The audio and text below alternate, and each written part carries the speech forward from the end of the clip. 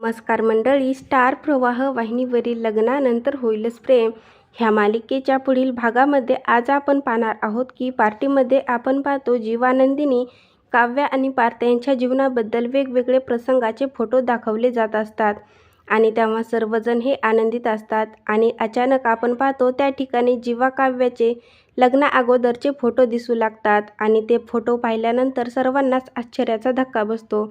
त्यामध्ये बरेच फोटो हे पर्सनल देखील असतात आणि हे पाहून जीवा, काव्य, नंदिनी आणि पार्थ यांना खूपच मोठा धक्का बसतो। तर त्या ठिकाणी उपस्थित सर्वजण हे अवाक होऊन त्यांच्याकडे पाहू लागतात।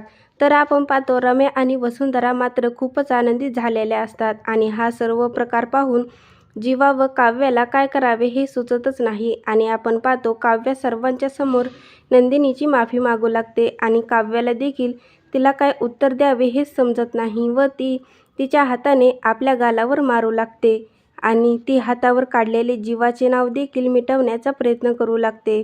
काव्या मात्र काहीच करू शकत नाही। त्यानंतर आपण पाहतो जीवा देखील पार्थ आणि नंदिनीची माफी मागू लागतो आणि पार्थ देखील मनामध्ये अतिशय कोलमडून जातो आणि त्याला काव्याला काय बोलावे हे सुचत नाही। तर काव्या आणि जीवा हे दोघं निशब्द झालेले असतात आणि दोघेही नंदिनी व पार्थ यांची माफी मागू लागतात। आता पुढील येणाऱ्या भागामध्ये पार्थ आणि नंदिनी हे काव्या आणि जीवा यांना माफ करणार का हे पाहणं खूपच मजेदार ठरणार आहे।